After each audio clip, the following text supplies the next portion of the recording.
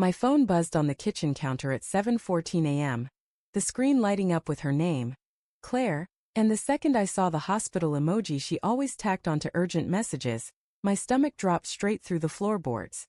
"They're discharging me," the text read. "Pick me up at the main entrance in 20?" I was already grabbing my keys, heart hammering with the same panic that had gripped me when she'd collapsed in our hallway 3 nights earlier. Clutching her side, face ghost white, whispering my name like it was the last word she'd ever say. I'd ridden in the ambulance, held her hand while they pumped fluids into her veins, slept upright in a plastic chair that smelled of bleach and despair, and when the doctor finally said, "Diverticulitis, not cancer, she'll be fine," I'd kissed her forehead so hard I left a bruise shaped like relief. So when she said she was coming home, I believed her the way I believed the sun would rise, completely, stupidly, without question. I pulled up to the hospital curb at 7:31, hazards blinking, scanning every glass door for her familiar silhouette, the one I'd memorized over 12 years of marriage, the slight sway in her hips when she walked, the way she tucked her dark hair behind her left ear even when it didn't need tucking. Nurses wheeled patients past. A janitor mopped in slow circles. "No, Claire." I texted. "Here." Then, "Everything okay?" The 3 dots appeared, vanished, appeared again. Finally, "Change of plans. Sarah's picking me up.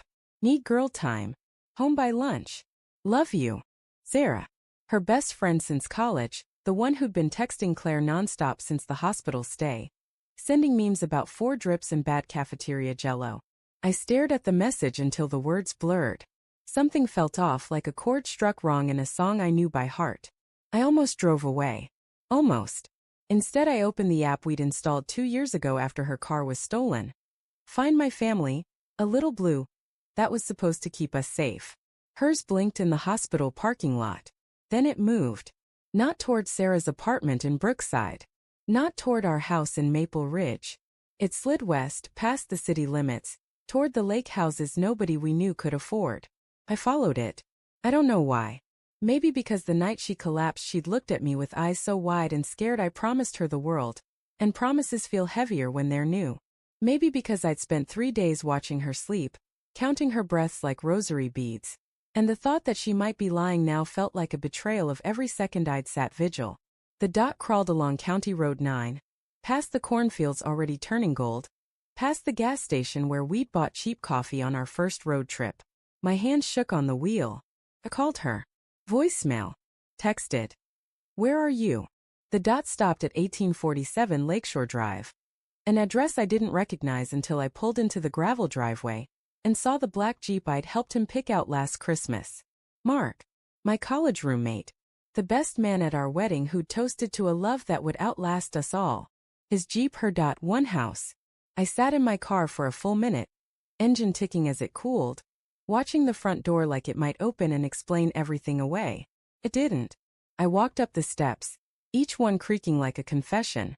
Through the sidelight window I saw them. Claire on the couch, hospital bracelet still on her wrist, head thrown back laughing at something Mark said. His hand resting on her knee the way mine used to before life got busy and kids got older and we forgot how to touch without purpose. She looked healthy. Radiant even. Not like someone who'd been discharged an hour ago with strict orders to rest. I raised my fist to knock, then lowered it. What would I say? Surprise, I tracked you like a stalker because I love you too much to let you lie to me?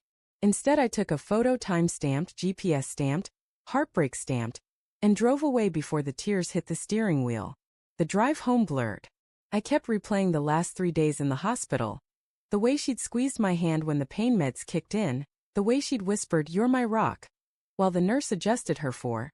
The way she'd asked me to bring her the blue sweater because it matches your eyes. Every memory felt poison now, like someone had gone back in time and laced them with arsenic. I pulled over on a dirt road, punched the dashboard until my knuckles bled, screamed until my throat shredded. Then I opened the app again. The dot hadn't moved. They were still there. Together.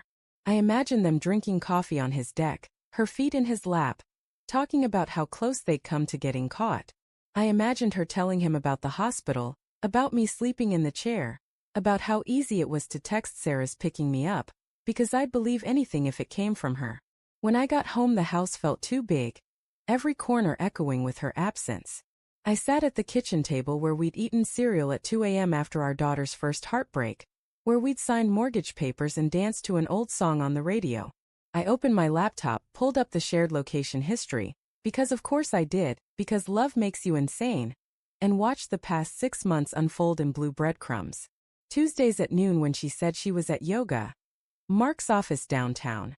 Thursday nights when she claimed book club, the hotel by the airport. The night of our anniversary when she'd said she had a migraine and went to bed early. 1847 Lakeshore Drive again, from 7:12 p.m. to 3:47 a.m.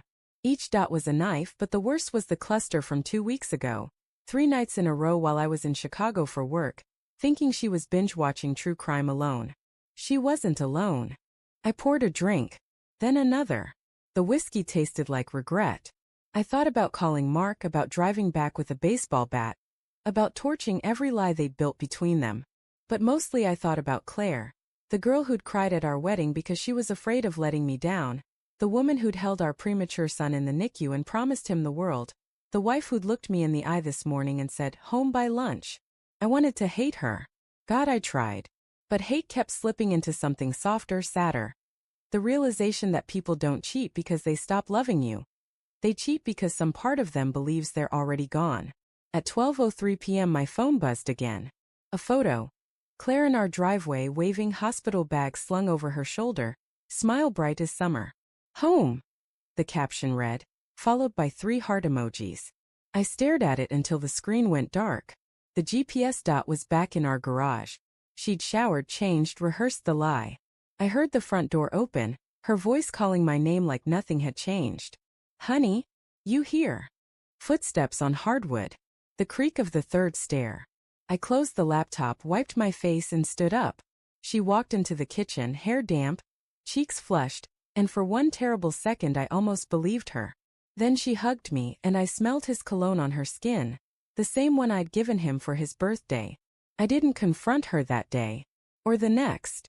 I waited until our daughter left for college, until the house was quiet enough to hear a heartbreak. Then I laid the printed location history on the table between us like evidence in a trial neither of us wanted to attend. She cried. I cried. She said it started as comfort when her dad died. Turned into something neither of them knew how to stop. She said she loved me but wasn't in love with me, whatever the hell that means. She said she was sorry 1,000 times, but sorry doesn't stitch a life back together. We divided the furniture, the photos, the dog. She kept the blue sweater. I kept the GPS app open for 1 more week, watching her settle into a new apartment across town, until I finally deleted it and felt the last thread snap. Some nights I still check my phone at 7:14 a.m., half expecting her name to light up the screen. It never does. The house is quieter now, the chairs evenly spaced, the coffee pot half empty. I learned that trust isn't a gift you give once. It's a garden you tend every day. And if you look away even for a season, someone else can plant weeds where roses used to grow. Claire wasn't a villain. She was human, terrified of aging, of invisibility, of the ordinary life we'd built. I wasn't blameless either.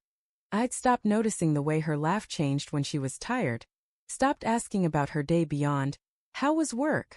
We both let the space between us widen until someone else fit inside it. The last thing she said before she walked out with her suitcase was, "I hope someday you'll understand." I do understand. I understand that love can be a house you live in for years, and one morning you wake up to find the foundation cracked straight through the middle. I understand that GPS dots don't lie, but people do, and the hardest truth isn't that she left the hospital for him. It's that part of her never came home at all.